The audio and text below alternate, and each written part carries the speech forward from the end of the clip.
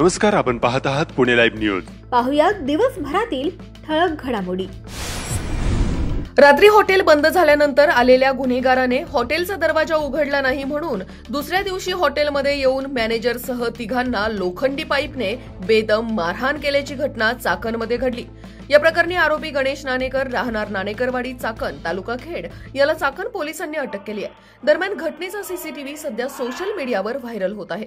Hotel manager Dayanand साधू शेट्टी यांनी चाकण पोलिसात तक्रार दिली आहे. आरोपी गणेश नाणेकर हा हॉटेल मयूरमध्ये सोमवारी रात्री उशिरा दारू प्यायला गेला. त्याला फुकटात दारू हवी होती. त्याला दारू दिली नाही, त्यामुळे हा अपमान आणि इगो हर्ट झाल्याने दुसऱ्या दिवशी मंगळवारी 25 ऑक्टोबर रोजी दुपारी 3च्या सुमारास आरोपी गणेश नाणेकर व त्याचा आणखी एक साथीदार हा थेट हॉटेलवर पोहोचला. माझा इगो हर्ट झाला आहे. काल ज्या व्यक्तीने हॉटेल उघडले नाही त्याला 10 मिनिटात माझ्यासमोर उभा करा, अशी दमदाटी करत हॉटेल मॅनेजर दयानंद साधू शेट्टीला व हॉटेलमधील आणखी दोघांना लोखंडी पाईपने बेदम मारहाण केली. ही सर्व घटना सीसीटीव्हीमध्ये कैद झाली आहे. घटनेनंतर चाकण पोलिसांनी आरोपी गणेश नाणेकर यास तात्काळ अटक केली असून चाकण पोलीस अधिक तपास करत आहेत.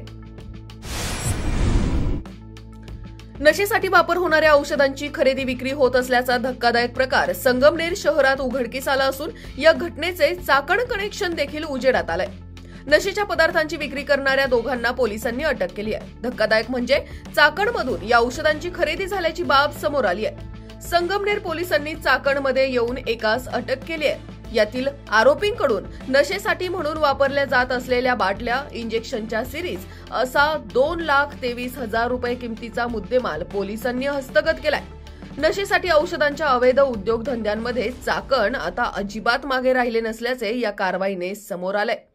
औषध विक्री करणाऱ्या दुकानाचा चालक आदित्य किशोर गुप्ता व चाकण येथील सिद्धेश्वर फटाटे या दोघांना अटक करण्यात आल्याची माहिती पोलिसांनी दिली. संगमनेरमधील MR व्हिटॅमिन सप्लिमेंट शॉपमध्ये एका व्यक्तीकडून नशेसाठी वापरले जाणारे मेफेटरमाइन सल्फेट हे औषध अवैधरित्या विकले जात आहे, अशी गोपनीय माहिती पोलिसांना मिळाली होती. त्यानंतर त्यांनी संगमनेर शहर पोलीस पथकाच्या माध्यमातून ही कारवाई केली. सापळा लावला व दुकानाच्या टेबलावरील औषधांच्या 3 बाटल्या आणि 9 इंजेक्शन सिरिंजसह एकूण 2,23,120 किमतीचा मुद्देमाल जप्त करण्यात आला. जप्त करण्यात आलेल्यामध्ये एक मोबाईल फोन आणि दुचाकीचा समावेश आहे.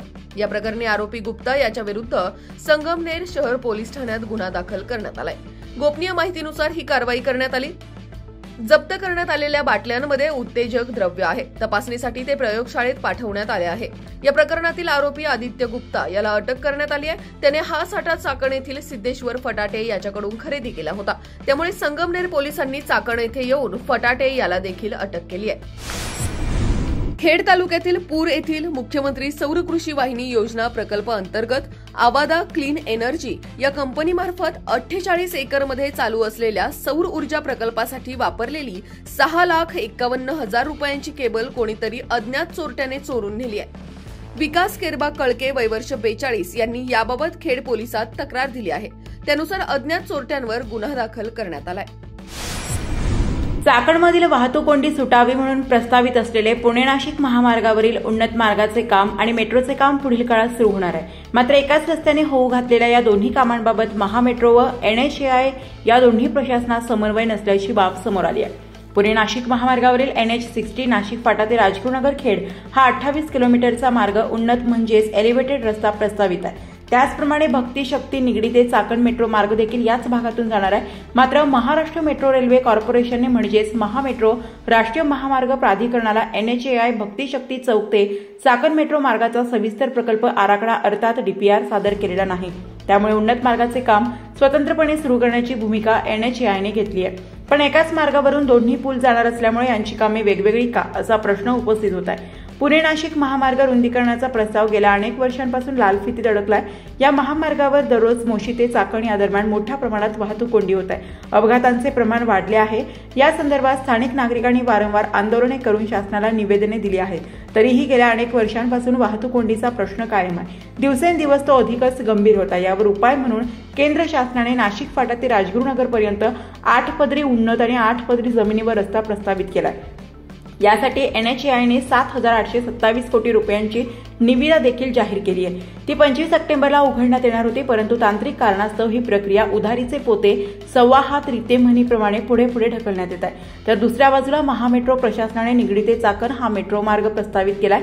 याचा DPR महामेट्रोने पिंपरी चिंचवड महापालिकेकडे सोपवलाय।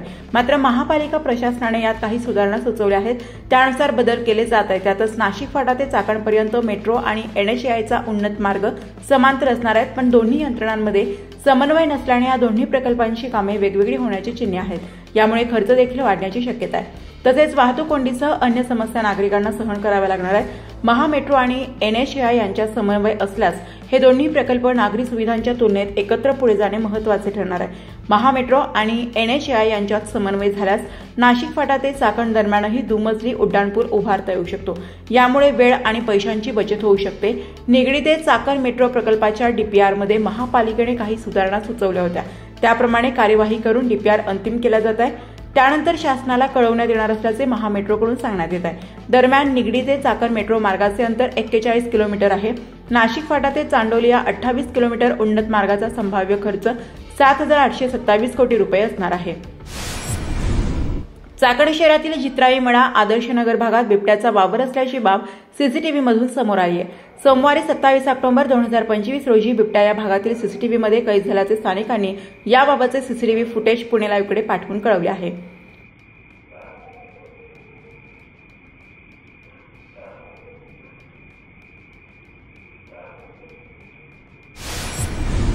राजगुरुनगर नगर परिषदेच्या 10 प्रभागनिहाय दाखल झालेल्या हरकती सूचनावर प्रांत अनिल दौंडे यांच्यासमोर सुनावणी नगर परिषदेच्या कार्यालयात घेण्यात आली। नगर परिषदेच्या प्रभागनिहाय एकूण 2,790 हरकती सूचनांचे अर्ज दाखल झाले। यामध्ये एका प्रभागातील मतदाराचे नाव इतर शेजारच्या प्रभागात जाणे, प्रभागात राहत नाही अशा मतदारांची नावे प्रभागात मोठ्या संख्येने आढळून आली।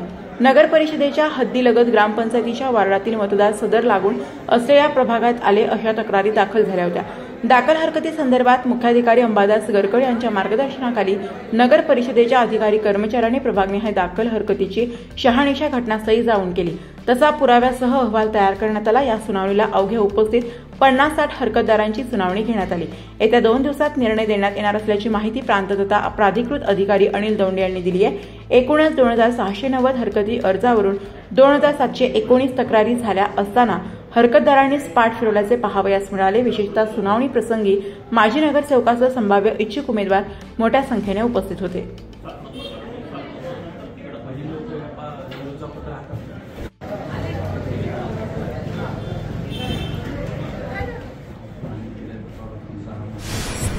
खेड तालुक्यात बुधवारी 29 ऑक्टोबर 2025 रोजी दुपारपर्यंत ढगाळ पावसाळी वातावरण होते। दुपारनंतर खेड तालुक्याच्या पश्चिम भागात भीमाशंकर अभयारण्य परिसरात, भोरगिरी टोकावडे परिसरात दमदार पावसाने हजेरी लावली। राजगुरुनगर शहर परिसरात पावसाने तुरळक हजेरी लावली। या पावसाने भात पिकांच्या नुकसानीच्या तक्रारी समोर येत आहेत। पुणे पदवीधर व शिक्षक मतदारसंघाच्या मतदार याद्या तयार करण्यासाठी मतदार नोंदणी करण्यास सुरुवात झाली असून 1 नोव्हेंबर 2022 पर्यंत पदवीधरांनी आपली नाव नोंदणी करावी असे आवाहन प्रशासनाने केले आहे। पदवीधरांशी नमुना नंबर 18 तर माध्यमिक शिक्षकांनी नमुना 19 मध्ये अर्ज करण्याचे आवाहन प्रांत अनिल दौंडे यांनी केले आहे। आळंदीत जलाराम बाप्पांची जयंती उत्साहात साजरी। दिनांक 29 ऑक्टोबर 2025 रोजी श्री जलाराम बाप्पा जयंतीनिमित्त आळंदीमध्ये उत्साहाचे वातावरण होते।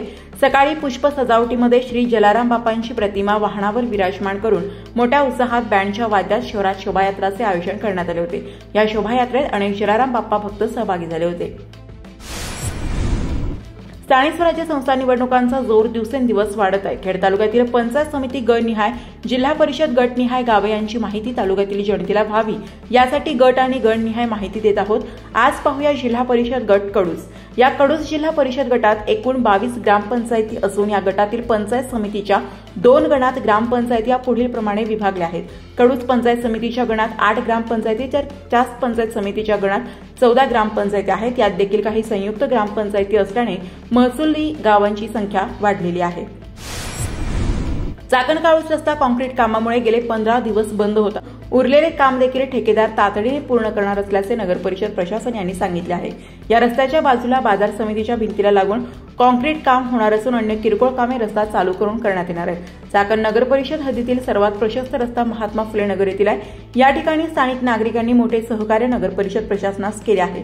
या रस्त्यावरील भाजीपाला विक्रेते आणि शेतकरी अन्यत्र जागा निश्चित करण्यासह या रस्त्याप्रमाणे शहरातील अन्य रस्ते प्रशस्त कधी होणार असे नागरिक प्रश्न उपस्थित करत आहेत. कार्तिकी यात्रा अवघ्या काही दिवसांवर येऊन ठेपली आहे. आळंदी येथील भक्त पुंडलिक मंदिर परिसर मात्र अजूनही दुरावस्थेत आहे. भक्त पुंडलिक मंदिर समोरील नदीजवळच काही अंतरावर सांडपाणी अजून ते उघड्यावर दिसून येत आहे. कार्तिकी यात्रेवेळी नदी घाटावर मोठ्या प्रमाणात गर्दी होत असते. भक्त पुंडलिक मंदिरात जाण्यासाठी वृद्ध नागरिकांना मात्र कसरत करावी लागते. चिंचोशी तालुका खेड येथे इयत्ता 10वी पर्यंत शाळा आहे. मात्र पुढील शिक्षणासाठी चिंचोशी गावातील विद्यार्थ्यांना खेड राजगुरुनगर येथे जावं लागतं आणि इतर शासकीय कार्यालय, तहसील कार्यालय, पंचायत समिती, कोर्ट या कार्यालयांमध्ये शासकीय कामासाठी जावं लागतं. चिंचोशी येथे एसटी बस चालू आहे. मात्र रस्ता खराब असल्यानं शाळकरी विद्यार्थी आणि ज्येष्ठ नागरिकांचे हाल होत आहेत. तसंच चिंचोशी दावडी रस्त्याची तात्काळ दुरुस्ती करण्याची मागणी स्थानिकांनी केली आहे. खेड तालुक्यातील पश्चिम भागातील डेहणे येथील बँक ऑफ महाराष्ट्रमध्ये जाणाऱ्या नागरिकांना लाईट गेल्यानंतर कामे न होताच परतावा लागत असल्याच्या तक्रारी स्थानिकांनी पुणे लाईव्हकडे याबाबतचे फोटो पाठवून केल्यात. दिवाळीच्या अगोदरपासून 2 महिने या बँकेतील इन्व्हर्टर बिघडलंय. अजूनही ते सुरू करण्यात आलेलं नाही. त्यामुळे लाईट गेल्यानंतर बँक बंद राहत असल्याचे डेहणे येथील नागरिकांनी कळवलंय.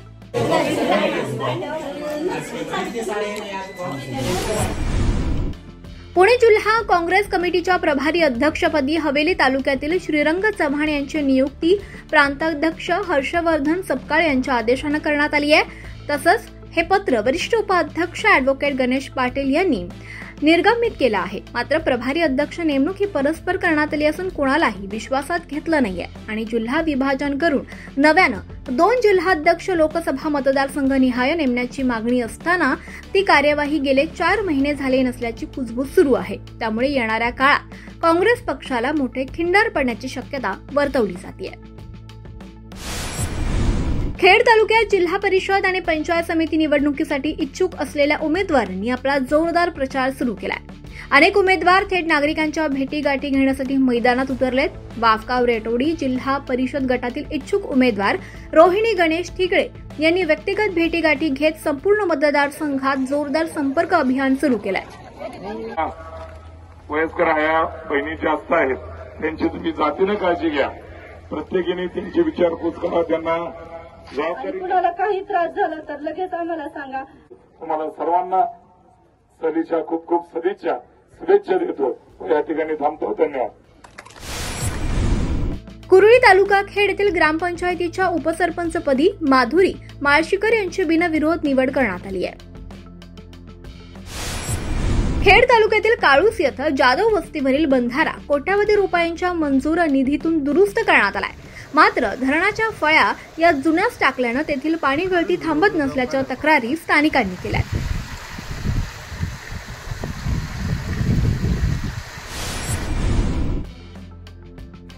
नकुल भोईर खून प्रकरणाला वेगळं वळण, पत्नी चैतालीच्या प्रियकराला अटक. कौटुंबिक वाद आणि अवैध प्रेम संबंधातून पतीचा खून केल्याच्या धक्कादायक प्रकरणाचा तपास करताना पोलिसांनी पत्नीच्या प्रियकरालाही गजाआड केलाय. नकुल आनंदा भोईर वयवर्ष 40 राहणार चिंचवड यांचा खून त्यांची पत्नी चैताली नकुल भोईर वयवर्ष 28 आणि तिचा प्रियकर सिद्धार्थ दीपक पवार वयवर्ष 21 राहणार बालाजी अपार्टमेंट कोहिनूर डेकोर शॉपच्या वरती लिंक रोड चिंचवड यांनी संगनमताने केल्याचं उघड झालंय. चिंचवड पोलिसांनी दोघांना अटक केली आहे. तक्रारदार तुषार आनंदा भोईर वयवर्ष 43 हे मयत नकुल यांचे मोठे बंधू आहेत. नकुल भोईर हा आपल्या पत्नीला वारंवार दारू पिणे, दुसऱ्या पुरुषासोबत फिरणे आणि लोकांकडून कर्ज काढणे थांबवण्यास सांगत असे. या वारंवार होणाऱ्या वादाचा राग पत्नी चैताली हिने मनात धरला. दिनांक 24 ऑक्टोबर 2025 रोजी चैताली हिने आपला पती नकुल भोईरच्या गळ्याला निळ्या रंगाचा कपडा गुंडाळून त्याला गळा आवळून ठार मारले. या खुनाबाबत चिंचवड पोलीस ठाण्यात गुन्हा नोंद करण्यात आला होता. तपासादरम्यान पोलिसांनी तांत्रिक तपास, सीसीटीव्ही फुटेज आणि इतर पुरावे गोळा केले असता चैतालीचा प्रियकर सिद्धार्थ दीपक पवार याचाही गुन्ह्यात सहभाग असल्याचं स्पष्ट झालं. त्यानुसार पोलिसांनी त्याला ताब्यात घेऊन चौकशी केली असता दोघांमधील संबंध आणि खुनामागील कारणे समोर आली. तपासात उघड झाले की चैताली व सिद्धार्थ यांच्यात प्रेमसंबंध होते. मयत नकुल हा या नात्याच्या आड येत असल्याने दोघांनी त्याचा काटा काढण्याचे ठरवले. दिनांक 23 ऑक्टोबर रोजी नकुलला चैतालीने घेतलेल्या कर्जाची माहिती मिळाल्याने दोघांमध्ये वाद झाला. त्यावेळी नकुलने चैतालीला मारहाण केली. त्याचा राग आल्याने सिद्धार्थ पवार आणि चैताली भुईर यांनी मिळून नकुलचा गळा आवळून खून केला. या गुन्ह्याप्रकरणी पत्नी चैताली भुईरला 24 ऑक्टोबर रोजी अटक करण्यात आली होती. तर तिचा प्रियकर सिद्धार्थ पवार याला पोलिसांनी दिनांक 29 ऑक्टोबर 2025 रोजी अटक केली. चिंचवड पोलिसांचा तपास सुरू आहे.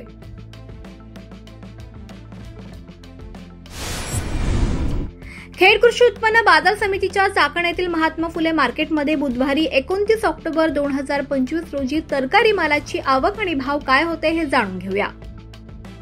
कृषी उत्पन्न बाजार समिती उपबाजार महात्मा फुले मार्केट यार्ड या ठिकाणी फळभाज्या असेल पालेभाज्या असेल यांची आवक ही कमी झालेली आहे, परंतु बाजारामध्ये गिऱ्हाईक अतिशय कमी प्रमाणात आहे. आज परिस्थिती अशी झालेली आहे की बाजारावर त्याचा परिणाम झालेला आहे.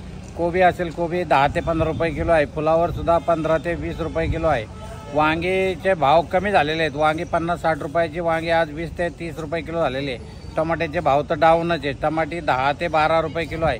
कारली सुद्धा 15 ते 20 रुपये किलो आहे. गवारीचे भाव 120 रुपये किलो होते, तेच आज बाजार भाव 50 ते 60 रुपये किलो झालेला आहे. दुधी भोपळा सुद्धा 30 रुपयाचा आज 15 ते 20 रुपये किलो झालेला आहे. डांगर भोपळा 10 ते 15 रुपये किलो आहे. शेवगा सुद्धा 60 ते 70 रुपये किलो होता, तो सुद्धा शेवगा आज 50 ते 55 रुपये किलो झालेला आहे. मिरचीचे भाव सुद्धा गडगडलेले आहेत. मिरची 30 ते 40 रुपये किलो झालेली आहे. दोडक्याचे भाव 60 रुपये किलो होते, ते दोडके आज 30 ते 35 रुपये किलो आहे. शिमला मिरची 70 ते 80 रुपये किलो होती, ती शिमला मिरची आज 30 ते 40 रुपये किलो झालेली आहे.